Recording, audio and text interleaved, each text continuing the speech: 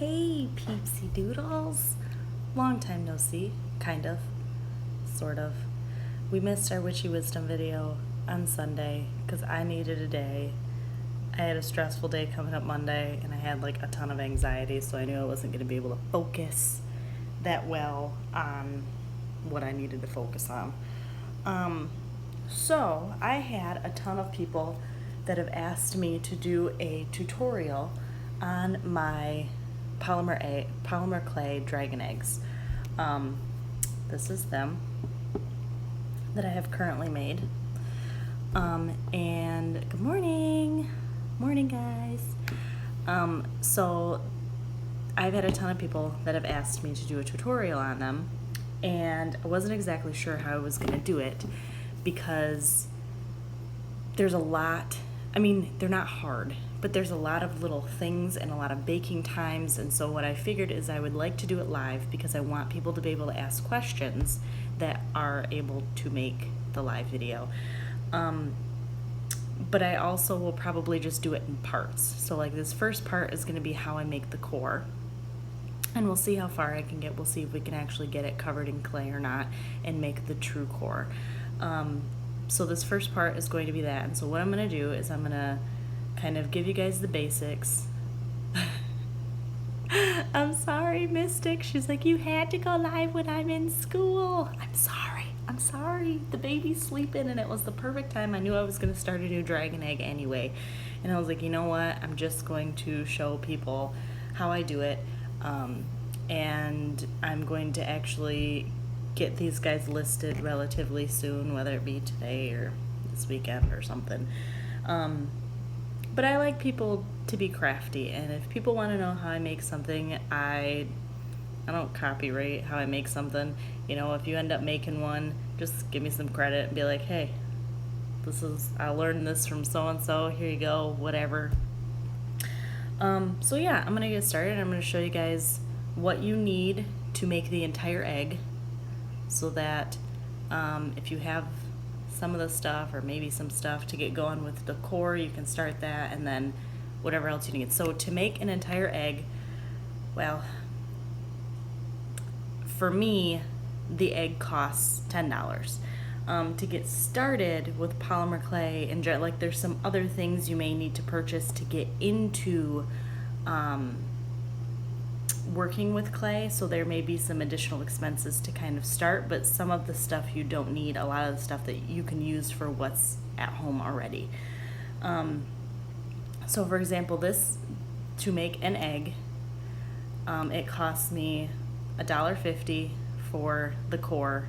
I already had aluminum foil at home, so that's an expense. I do 3 blocks of clay, but I normally buy 4 just in case I need to run over a little bit. But 3 blocks of clay at $2.75 a piece, so you have $1.50, $2.75, and that basically gets you to about $10. The other stuff I already had at home. So what you need, this is how I make it. This is a 4-inch paper mache egg that I get from Hobby Lobby. This is $1.50. Yes, there's a ton of people who are like, Game of Thrones. That's actually what inspired me to start. I really wanted to start making polymer clay dragons, and the dragons were very intimidating, and so I started with the eggs and realized how much I absolutely love them and how awesome they turn out. So I did make a larger egg, which I think you guys have probably seen in my other pictures, but this 4-inch egg is what this turns into, and I think that this is honestly the perfect size. Somebody just asked what happened to Witchy Wisdom. On Sunday, I had a really busy day coming up Monday. I had a lot of anxiety, and I really just needed to take the day to do things that were relaxing and spend time with my family. The Game of Thrones finale was coming up, so we didn't have Witchy Wisdom on Sunday, but it will be coming up, I promise. So like I said, for your core, 4-inch paper mache, $1.50. I get it at Hobby Lobby. if you don't have this, the very first one that I made, I actually put a little pint jar in the middle and wrapped it with aluminum foil. So you can be creative with what you put in the middle. You know, you can even, hi Susan, actually I think Susan was the one that really wanted, I think it was, that really wanted me to do the tutorial. So if it was you, yay, you're here. But whatever it is that you put in the middle, you really want, whatever it is you're gonna be wrapping with aluminum foil. So even if you crumple up paper, like crumple it into a oblong shape and then wrap it in aluminum foil, it's just to get the egg shape. So these I found were perfect. So this is what worked for me, and they're relatively cheap. Going along with this, you need some aluminum foil, because I have tried, if you guys have seen in the past, I did try putting aluminum foil, or not aluminum foil, I tried putting clay directly on this and it bubbles up and it's terrible. So whatever you're doing, you are going to wrap it in aluminum foil. I have thought about doing a rock. If you could find a really good shaped rock, I'm pretty sure you could do that, because the temperature in the oven when you bake these gets to 275, and usually people will like paint on rocks and bake them. You really have to get a rock super hot for it to explode and burst. So you could do a rock in the center. Just know that if you put a rock in the center, rock holds heat for a long time, so it's going to just take a little bit longer for your egg to cool off in between bakings, because you will bake these 3 times for you to start working on them again. So you have your core, you have your aluminum foil, you need your clay. So I recommend, if you have the extra little bit to spend, to get 4 of the bricks of clay that you want to make your egg out of. 3 is usually almost exactly what it takes to make one. I think it was this one, because the way the aluminum foil turned out, and ended up being like a tad bit fatter. So it took a little bit more, like literally this extra ring, I needed a little bit extra. And it really also depends on, because 1 brick is what you'll use to cover the egg initially. So if you can get it done with a little less than 1 brick, then normally you know that you're doing pretty well for the rest of the egg. But I normally buy 4. With this color I only did 3, but the core is a little bit smaller, so it should be fine. So your tools for cutting out your scales. I personally use a little, like a little clay cutter. This is a leaf shape. You can use a square shape. You can even use circular shape if you want.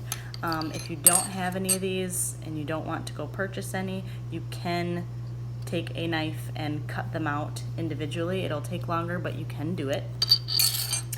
You'll need something to roll your clay out for both when you're making the scales and initially when you're putting the extremely thin layer underneath the scales. So either get yourself a roller. This is an actual clay roller. You can get a rolling pin. You can also get, I purchased at Hobby Lobby a pasta machine that has 9 settings on how thin you want to make your clay. It was $25 in Hobby Lobby. If you download the app, always has a 40% off coupon, so I think I got it for $16. So for as much as I was making these, this was totally worth it, but you can just use a rolling pin, because my very first one I just used a rolling pin. So this little other extra things, a toothbrush for putting in, if you notice there's texture. I wish you could see this a little better, but all of my scales are textured, the inside's textured, so that when you feel it, it has a rough feeling to it. It's not 100% smooth. So I use an old toothbrush. Obviously, I never ever use it again for any kind of toothbrushing grossness. So that's there. If you want a bake mat, I just use it so that it covers my table. You can use whatever you want to cover your work surface. And then I can literally take this and pop it right in the oven, but that's just extra. You don't have to have that. And then at the very end to cover, I glaze these, and I find this in the paint section. This was actually at Meyer. I bought a polyurethane glaze, so it goes on like this muddy yellow color, and it obviously dries on clear. It gives them a nice sheen, and it protects the clay from discoloration, from cracks, from dirt. It makes them easy to clean, so I really like to cover mine. You don't have to, but that'll be another expense because I bought like a jar of it, and I think it was like $7 or $8, but that has lasted me forever. So that'll be another initial expense if you want to buy that. If you don't want to, you don't have to. So we're gonna get started with the core. SPX1 asks, what is this for? This is for making a polymer clay dragon egg. I've had a lot of requests for it, and since I am making another one currently, I figured I would show you guys how I do it. This part one, we are making the core, and then in other videos I'll show you guys what else I do. So this is just kind of like, I don't know why I always take it off, but I always take the sticker off. You don't obviously have to. So basically what you're doing with this, and I'm about to run out of this anyway, I have another thing over here, but basically what you're doing is you're just covering, you're not only covering your egg shape, but you are making the shape that you want. So I'll normally start at the bottom, put a nice layer on it, and then that kind of gives me a little bit of a tip to work with, because I do like to make the tips a little more tapered and a little bit fatter in the middle. So I just kind of, you know, play with it. And I use, oh man, there it went. There it went. So then I kind of go from the other way.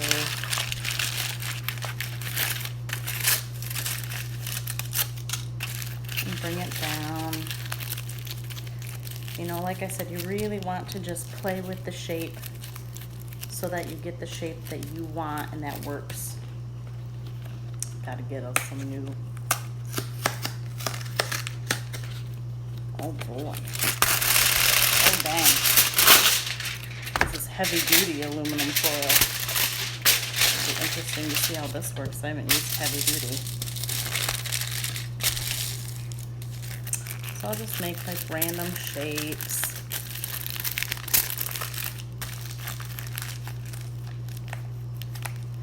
Oh man. I do recommend, if you're getting aluminum foil, that you get regular aluminum foil and not the stuff that says heavy duty, because it is a little bit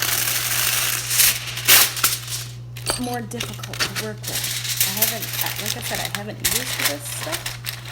But it's a tad bit harder to work with, I do have to say.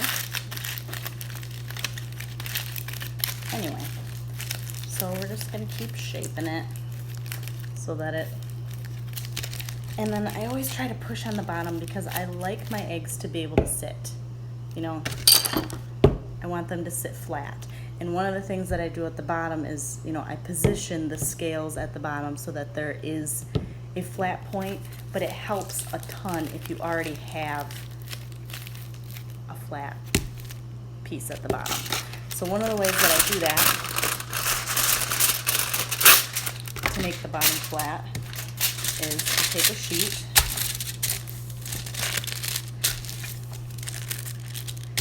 and I just fold it into a square, place it on the bottom, and then kind of fold the edges down a little bit. We'll just set it there for a minute because I promise you it won't stay. And then I take another sheet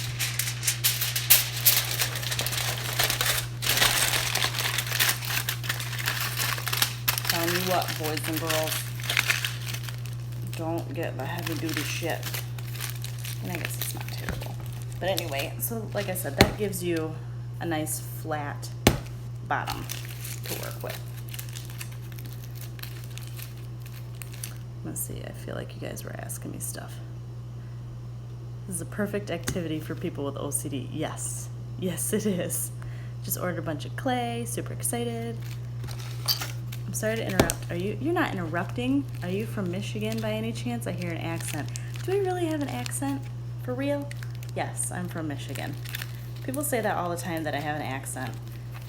And if I do, that makes me excited because I've always wanted an accent, but I want a cool accent. I want like an Irish accent or a Southern accent. And what do I have? Michigan.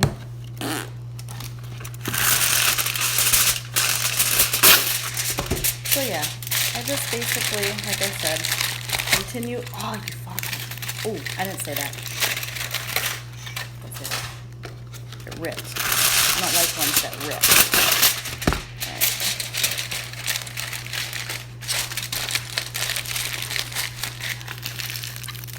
Alright. So this is pretty close. And then I just kind of push it tight so that it, because you're going to have clay covering this, and the bumps and stuff really don't matter as much. Like I said, I'm kind of OCD, so I try to, not really, I'm not actually OCD. I know that that's an actual thing, but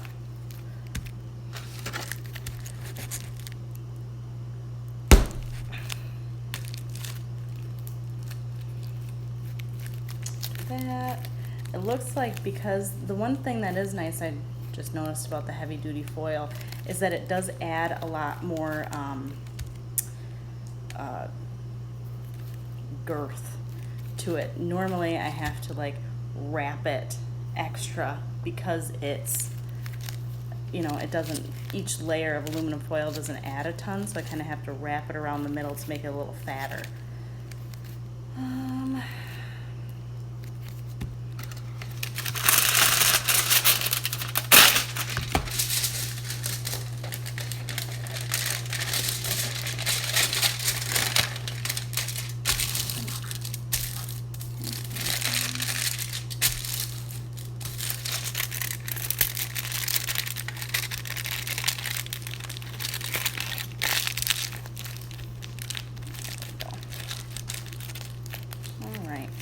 So that's about it. I'll do one more layer and then done.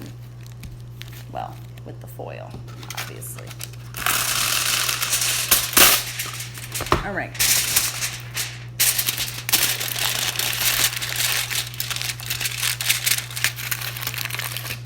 Kevin was nice enough to get me this aluminum foil because I ran out the other day. I'll have to tell him and be like, bruh, next time I get more foil, I totally gotta stick with the regular stuff.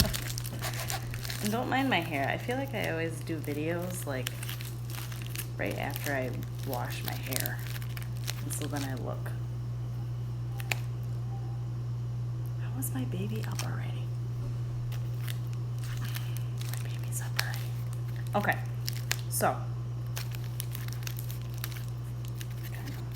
take a look, see. There. Egg. So there's your core. So whenever I talk about the core, this is what I'm talking about. It looks like, not it looks like, one of the comments said look, and I read it.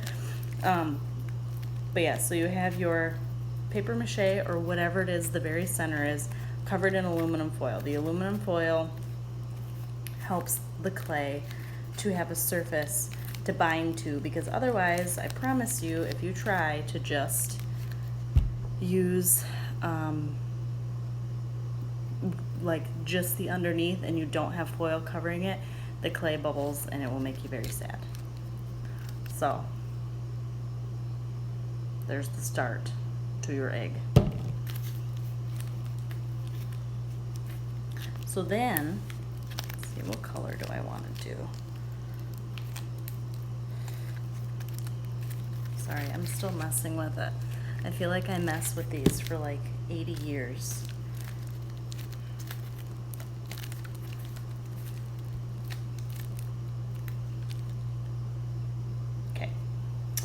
So do we want to make,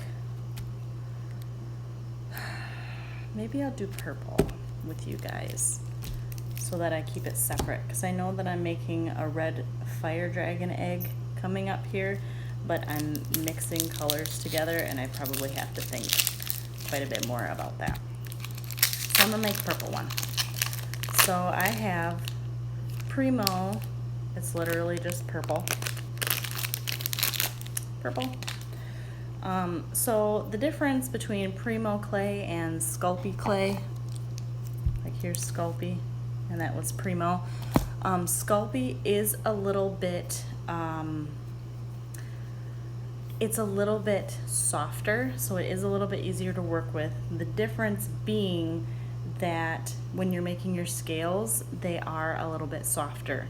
So they're a little bit more sticky, and you can definitely tell, you can't tell, but this is a Primo egg, this is a Sculpey egg. And if you look up close, like the Sculpey egg turned out awesome, but the Primo scales just have a little bit more solidity to them, whereas these are a little more flimsy. So when you go through with your toothbrush, it's a lot easier to flake pieces off. So like I said, they both work. It is what it is, but just so you know, there is a difference between the two.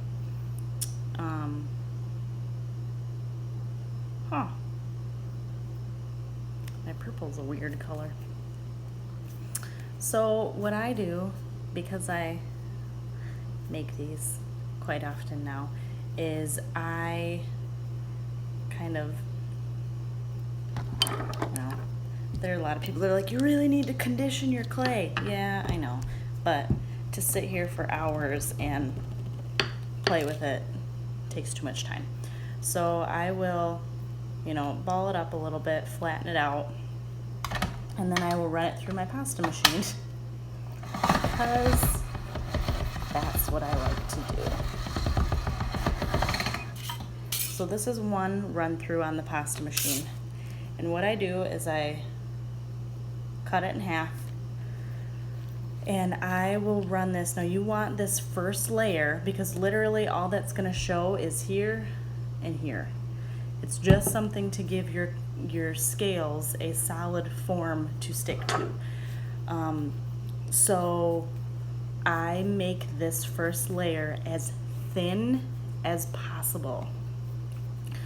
Well, not as thin as possible. My pasta machine goes to 9, and I make it a 6. Like that's, so I'll show you guys how thin I actually do it. But I break it into 2 pieces.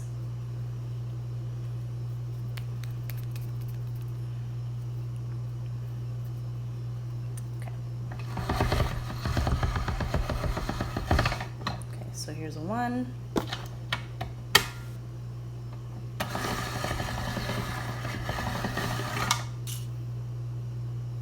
There's a 3. Now, as you can see here, I have some holes in it. That's okay. We can fix those later. Here's a 6.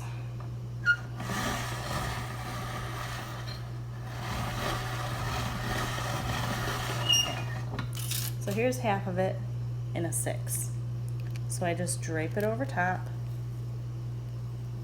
wrap it around the bottom,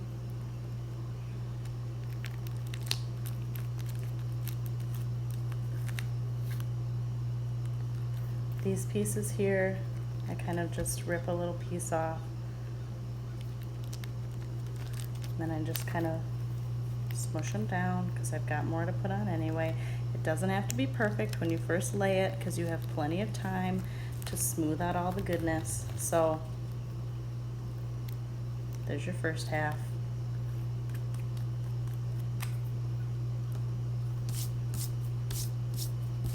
Forgot I did a white egg, and now I'm trying to do a purple egg, and I've got like white residue all over. That's smart, but not really. It's not really smart. Make sure your work surface is clean, because that's the last thing you want is nasties getting on your egg.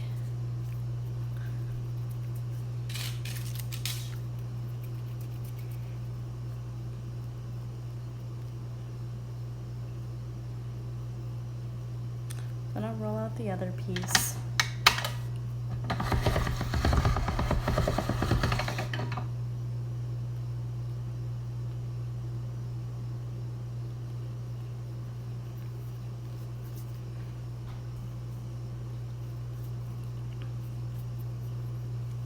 I love how your husband is into all of your passions, interests, and hobbies.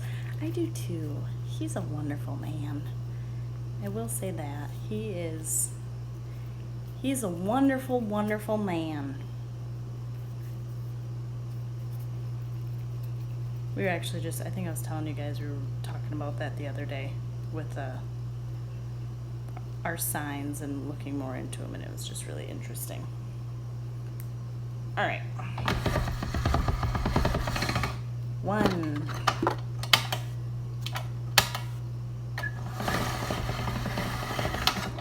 3,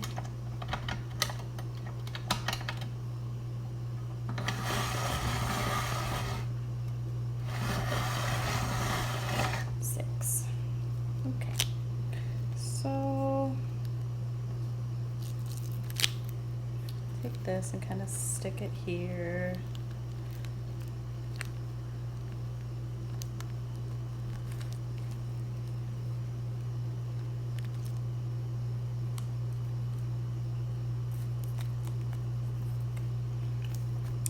Take the other side.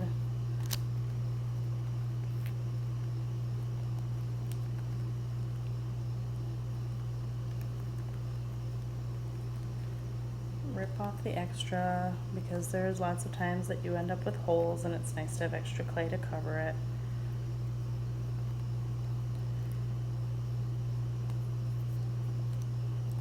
Okay, there's the BB.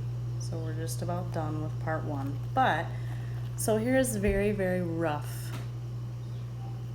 Like, this is just the basic covering of your egg. So what you're gonna do now is you're gonna go through where you have seams here, and you're just gonna take your finger and just fix your seams. Fix your, if you have any bubbles, basically all that's going to show is this top part and the bottom, so those are the only pieces you actually want to look nice. The rest of it is just kind of making sure that, you know, you don't have to go through. If you guys would see the cores of my other ones, they are not cute, but it doesn't matter because the scales are covering most of it. You just want to make sure that the top and the very bottom are covered. So like for example right here, I have a little piece of tin foil showing through. So I'll just take a small piece, plop it over top, and then smooth out the edges.